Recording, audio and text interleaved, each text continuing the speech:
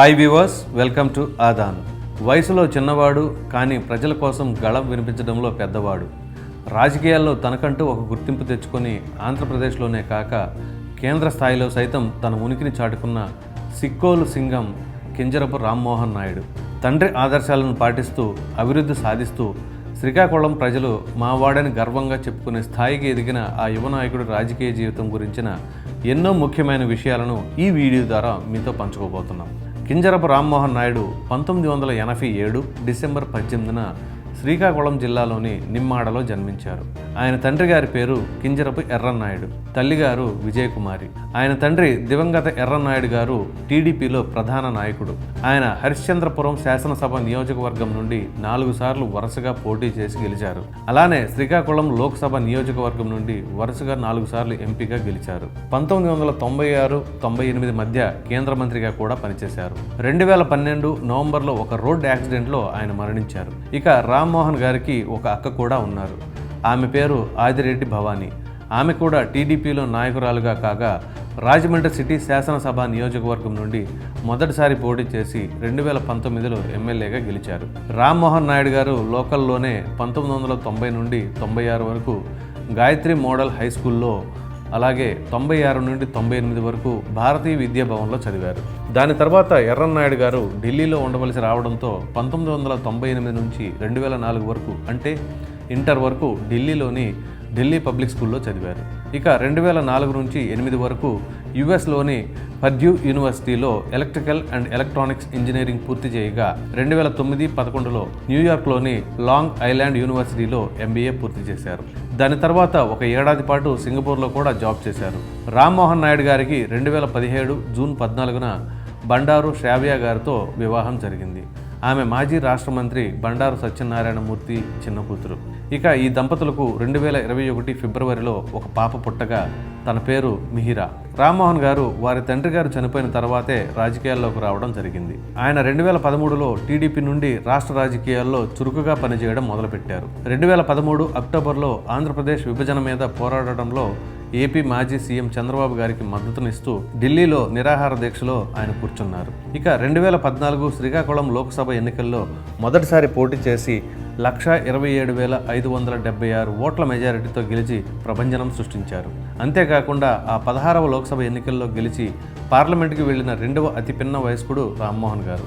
అలాగే 16వ లోక్సభలో ఆయన railway and home affairs standing కమిటీలోనూ, టూరిజం అండ్ కల్చర్ మంత్రిత్వ శాఖ కన్సల్టేటివ్ కమిటీలోనూ, వెనుకబడిన ఇతర కులాల సంక్షేమం మరియు అధికారిక భాష డిపార్ట్మెంట్లలోనూ ఆయన మెంబర్గా ఉండేవారు. ఆ విధంగా కేంద్ర స్థాయిలో తనకి గుర్తింపు తెచ్చుకున్నారు.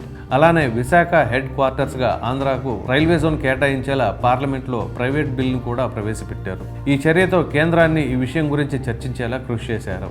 అంతేకాకుండా ఆంధ్రప్రదేశ్ విభజన సమయంలో ఆంధ్రులకు కేంద్రం విశాఖ కేంద్రంగా రైల్వే జోన్ ఇస్తామని ప్రకటించగా దాన్ని పట్టించుకోవడం లేదని 2018 అక్టోబర్లో ఆముదాల వలస రైల్వే స్టేషన్లో రాత్రంతా ప్లాట్ఫారం మీద కూర్చొని నిరసన వ్యక్తం చేశారు.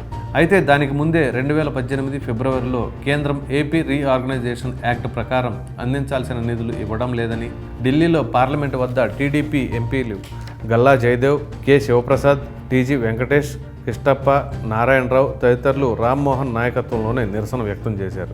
ఇక మళ్ళీ శ్రీకాకుళం నియోజకవర్గం నుండే 2019 లోక్సభ ఎన్నికల్లో పోటీ చేసి 6,653 ఓట్ల మెజారిటీతో గెలిచారు. అయితే 2019 ఎన్నికల్లో టీడీపీ నుండి కేవలం 3 ఎంపీలే గెలవగా వారిలో రామ్మోహన్ గారు ఒకరు. ఇక 2019-20 ఏడాదిలో ఆయన పార్లమెంట్ హాజరు 90% కాగా 69 ప్రశ్నలను అడగడం జరిగింది. 34 డిబేట్స్లో పాల్గొనడం జరిగింది. అయితే ఇవి పార్లమెంట్ ప్రశ్నలు, డిబేట్స్ యావరేజ్ నెంబర్స్ కంటే పెద్దవి కావడం విశేషం. అలానే ఆయన మీద క్రిమినల్ కేసులు 0 అని పార్లమెంట్ లెక్కల్లో చెప్పింది. అయితే 2020కి గాను ప్రతిష్టాత్మక సంసద్ రత్న అవార్డుకి రామ్మోహన్ ఎన్నికయ్యారు. ఆ ఏడాది విజేతలు అయిన శశి థరూర్, సుప్రియా సులే వంటి దిగ్గజాల మధ్య ఆయన పేరు కూడా వినపడింది. ఆయన యొక్క విలువైన పనితీరు, కృషికి గాను జ్యూరీ కమిటీ స్పెషల్ అవార్డు ఆయనకు దక్కింది.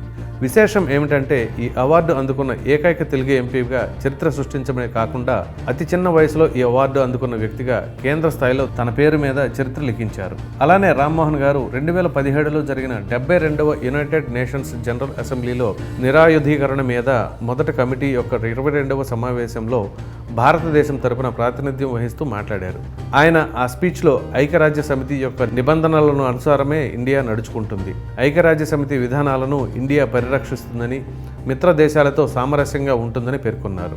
అలానే న్యూక్లియర్ ఆయుధాలను వినియోగ నిర్మూలన వంటి విషయాలను ఇండియా తరపున ఆ ఐక్యరాజ్య సమితిలో వినిపించి అందరి చేత శభాష్ అనిపించుకున్నారు. ఇక యువతరం రాజకీయాల్లోకి వచ్చి ప్రజలకు సేవ చేయాలని, యువతరం వల్లనే రాష్ట్ర దేశ రాజకీయాల్లో అభివృద్ధి రీత్యా నూతన పోకడలు వస్తాయని విశ్వసిస్తూ పాలిటిక్స్ ఫర్ ఇంపాక్ట్ అనే ఒక ఇంటర్న్షిప్ ప్రోగ్రాంను మొదలుపెట్టారు. అయితే దీనికి దేశవ్యాప్తంగా 16 రాష్ట్రాలలోని 130 కాలేజీలకు చెందిన 210 మంది విద్యార్థులు అప్లై చేయగా 18 మందిని ఎంపిక చేసి ఆయన సొంత నియోజకవర్గంలో సమస్యల మీద పనిచేసేలా 2 నెలల ఇంటర్న్షిప్ ప్రోగ్రాంను రన్ చేశారు. ఇక రామ్మోహన్ గారు ప్రస్తుతం ప్రతిపక్షంలో ఉండగా ప్రభుత్వం మీద వీలు దొరికినప్పుడల్లా మాటల యుద్ధం చేస్తూనే నిరసనల రూపంలో కూడా తన వంతుగా శ్రమిస్తూ పార్టీ పెద్దల చేత, ప్రజల చేత కీర్తించబడుతున్నారు. అలానే 2019 మేలో ఏపీలో జగన్ గారి ప్రభుత్వం రాగానే ఇసుక మీద కొత్త పాలసీ తెచ్చే వరకు ఇసుక రవాణాన్ని నిలిపివేయగా దాని మీద ది న్యూస్ మినిట్లో రామ్మోహన్ గారు జగన్ ప్రభుత్వాన్ని విమర్శిస్తూ 2019 అక్టోబర్లో ఆ ఇసుక మైనింగ్ పాలసీ గురించి ఆర్టికల్ రాశారు. ఆయన ఆ ఆర్టికల్లో ఇసుక రవాణా లేక 3 నెలల పాటు ఇసుక కార్మికులు, వారి కుటుంబాలు విలవిల్లాడాయి. రాష్ట్రంలో నిర్మాణాలు ఆగిపోయి భవన నిర్మాణ రంగం 3 నెలల పాటు స్తంభించిపోయింది అని రాశారు. అలానే 2021 సెప్టెంబర్లో నిత్యావసర వస్తువుల ధరలు పెరిగిపోయాయని, ఆముదాల వలసలో రామ్మోహన్ మరియు ఇతర టీడీపీ నాయకులు కార్యకర్తలతో భారీగా నిరసనకు దిగగా ఆయన్ను మరికొంతమంది నాయకుల్ని పోలీసులు అరెస్టు చేశారు. అలానే ఇటీవల వైజాగ్ స్టీల్ ప్లాంట్ ప్రైవేటీకరణ చేయడంపై కూడా ఆయన నిరసనలు చేయడం జరిగింది. ఇక ఉత్తర కోస్తా, ముఖ్యంగా శ్రీకాకుళం జిల్లాలో తిత్లీ తుఫాను కారణంగా ప్రజలకు ఎంతో నష్టం జరిగినప్పుడు కూడా ఎంపీగా, ఒక నాయకుడిగా వారికి అందుబాటులో ఉండి అందరినీ కలుస్తూ వివిధ రకాలుగా ఫండ్స్ కలెక్ట్ చేసి వారికి సహాయం చేయడం జరిగింది. ఇదే కాక పలు సందర్భాల్లో ఆయన తన బాధ్యతగా చేయవలసిన ఎన్నో కార్యాలను బాధ్యతాయుతంగా చేయడం జరుగుతూ ఉంది. అలానే ఈ 9 ఏళ్ల రాజకీయ ప్రస్థానంలో ఆయన మాటలకు ముగ్ధులై చప్పట్లు కొట్టి ఈలలు వేసిన వారే తప్ప ఎవరూ దూషించనే లేదు. ఎలాంటి వివాదాల్లో కూడా ఆయన పేరు వినపడలేదు.